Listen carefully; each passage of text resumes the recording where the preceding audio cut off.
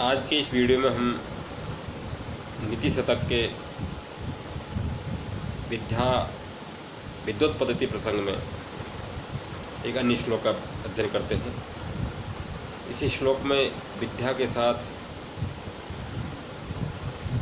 अन्य गुणों का महत्व प्रदर्शित किया गया है। कवि भर्तृहरि श्लोक में कहते हैं, शांतिश्चेति कवचेन किमरिभिः क्रोधोऽस्ति चेति देहिनां ज्ञातिश्चेदनलेन किं यदि सुहृदय दिव्योषधे किं फलम् किं सर्पैर्यदि दुर्जना किं धनेर्विद्यानवध्या यदि क्रीडा चेत् किं भूषणे सुकविता यद्यस्तिराजेन किम्।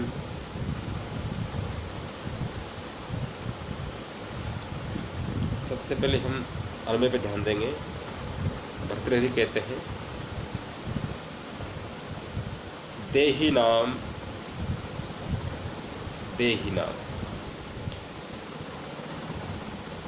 चेत शांति ही अस्ति। देहिनाम चेत शांति अस्ति। यहाँ पर चेत का अर्थ होता है यदि, तो यहाँ पर चेत यदि आएगा वहाँ पर तो तरही हम लगा देंगे, यदि तो, इस तरह से अर्थ निकलेगा। कुछ कंडीशनल सेंटेंस होते हैं सशर्त वाक्य, उसमें जैसे यहाँ पर यदा आता है और तदा अंडरस्टूड होता है, कभी प्रयोग नहीं करते हम लगाएंगे। यहाँ पर चेत होता है वहाँ पर तरही हम लगाएंगे, अंडरस्टूड होता है। देहि नाम चेत शांति तरही कवचेन किम। चेत क्रोध है अस्ति, चेत क्रोध है अस्ति तरही अरिभि किम। चेत क्रोध है अस्ति अरिभि किम।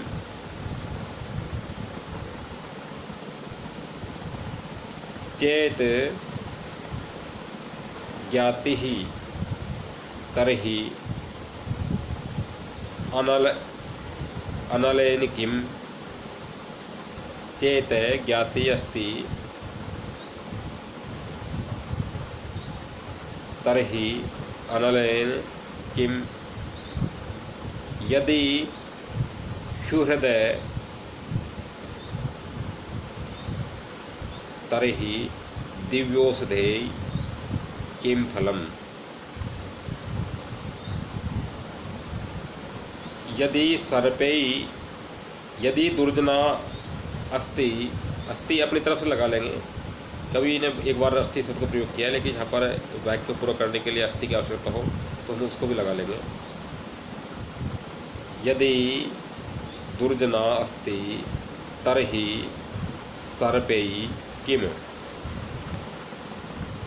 यदि अनवध्या विद्या तरही धनै किमु। चेत क्रीडा तरही भूषणै किमु। यदि सुकविता अस्ति तरही राज्येन किम। फिर से अन्वय पर ध्यान दीजिए। यहाँ पर देही नाम मनुष्यों के बारे में बात कही जा रही है, तो देही नाम शब्द का वाक्य अन्वय में चूँकि छोटे छोटे सेंटेंस बनाए जाते हैं, छोटे छोटे वाक्य बनाए जाते हैं, तो वाक्य पूर्ति में श्लोक में वाक्य में कर्ता का प्रयोग एक बार किया जाता है, लेकिन अन्वय में अनेक छोटे छोटे वाक्य बनाने के लिए उसी एक समान कर्ता का प्रयोग बार बार किया जा सकता है। यहाँ पर वो कॉमन सामान्य कर्ता है देही नाम। तो कवि कहते हैं, देही नाम चेत शांति अस्ति तरही कवचेन किम।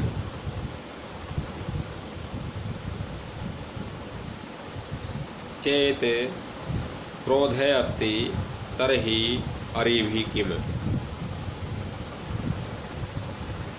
चेत् ज्ञाति अस्ति तर्हि अनलेन किम् यदि सुहृदय अस्ति तर्हि दिव्यौषधैः किं फलम्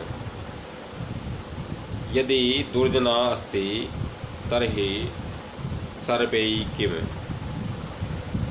यदि अनवद्धा विद्या अस्ति तर्हि धनैः किम् यदि चेत् व्रीडा अस्ति तर्हि भूषणैः किमु यदि सुकविता अस्ति तर्हि राज्येन किम्। तो कवि कहते हैं कि किसी देही नाम यानी प्राणियों के पास, लोगों के पास चेत शांति अस्ति, यदि शांति है, शांति बोलते हैं क्षमा को। कई बार व्यक्ति का कहीं अपमान की जगह अपमान हो जाए तो व्यक्ति के अंदर उस अपमान करने वाले व्यक्ति को क्षमा करने की सामर्थ्य है, इतना मनोबल है, बड़ा दिल है, ऐसे व्यक्ति की उस भावना को बोलते हैं शांति। चेत शांति अस्ति तर्हि कवचेन किम् यदि किसी व्यक्ति के पास शांति यानी क्षमा करने जैसा बड़ा हथियार है तो कवचेन किम् तो उस आदमी को कवच धारण करने की क्या आवश्यकता है। प्राचीन काल में जब सैनिक लोग युद्ध करते थे तो युद्ध में तलवार के बार से बचने के लिए ढाल का प्रयोग किया जाता था। आजकल नए ज़माने में बुलेट प्रूफ जैकेट वगैरह इस तरह के चल गए जो वीआईपी लोग उनको धारण करते हैं ताकि आतंकवादी क्योंकि हमले जैसे करने से उनके शरीर को कोई चोट न पहुँचे, हानि न पहुँचे।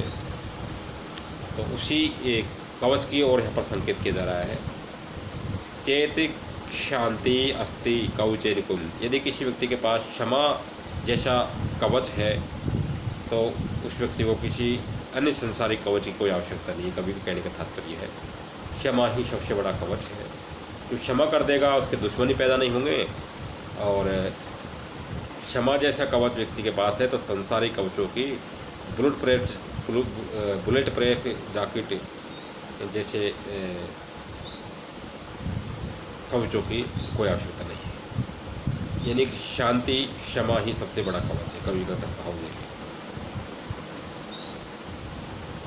चेत क्रोधे अस्ति अरिभिः किम् कवि कहता है चेत यानी यदि क्रोधे अस्ति किसी व्यक्ति के पास क्रोध है, क्रोध करने का स्वभाव है, उसका क्रोधी स्वभाव है, तरही तो अरिभिः किम् उस व्यक्ति को शत्रु से क्या, अर्थात क्रोध ही सबसे बड़ा शत्रु है। किसी व्यक्ति के पास कोई शत्रु न हो लेकिन उसके पास उसके स्वभाव में बहुत अधिक क्रोध करने की का भाव है, व्यक्ति बहुत अधिक क्रोधी स्वभाव का है तो उसको शत्रु उसके पास होने की आवश्यकता नहीं है, वो क्रोध ही उस व्यक्ति को जला देगा। यहाँ पर भाव चेत क्रोधे अस्ति अरिभिः किम् यदि क्रोध है तो शत्रु से क्या कोई फायदा नहीं, शत्रु की कोई आवश्यकता नहीं, क्रोध ही सबसे बड़ा शत्रु। चेत ज्ञाति अनलेन किम् किसी व्यक्ति के पास यदि ज्ञाति है तो आग की कोई आवश्यकता नहीं है। ज्ञाति वो बंधु बांधव होते हैं जो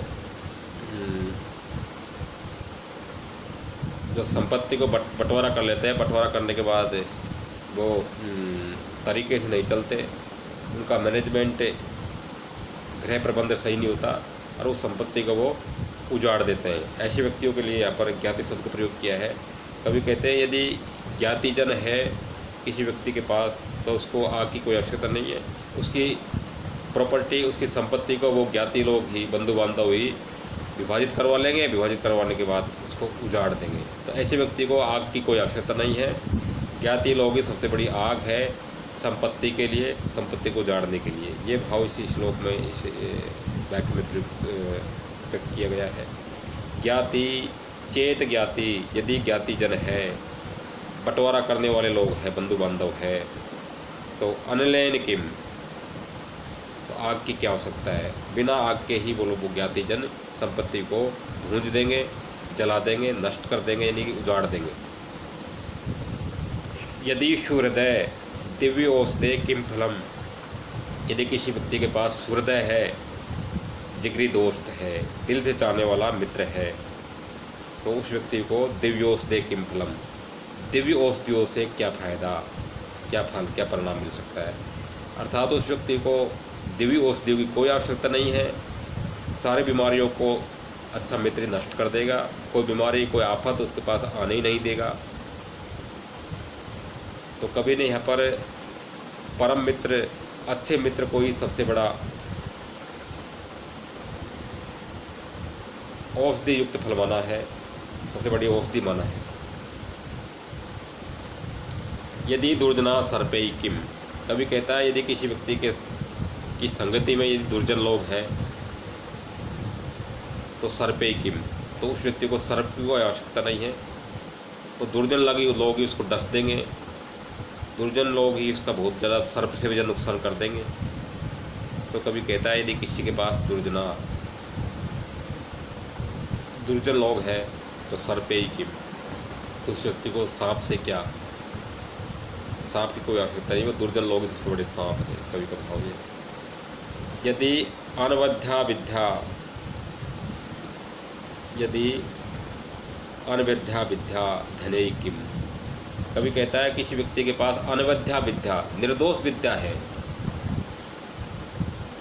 निर्दोष विद्या है, तो धने किम, उस व्यक्ति को धन से क्या। किसी व्यक्ति के पास निष्कपट विद्या हो, तो उस व्यक्ति को धन की कोई आवश्यकता नहीं है। धन धान्य संसारिक अभ्युदय और निश्रेयस अपने आप ही स्वतः ही व्यक्ति के पास आ जाएंगे। इस लोक की आवश्यकताओं के लिए और परलोक की आवश्यकताओं के लिए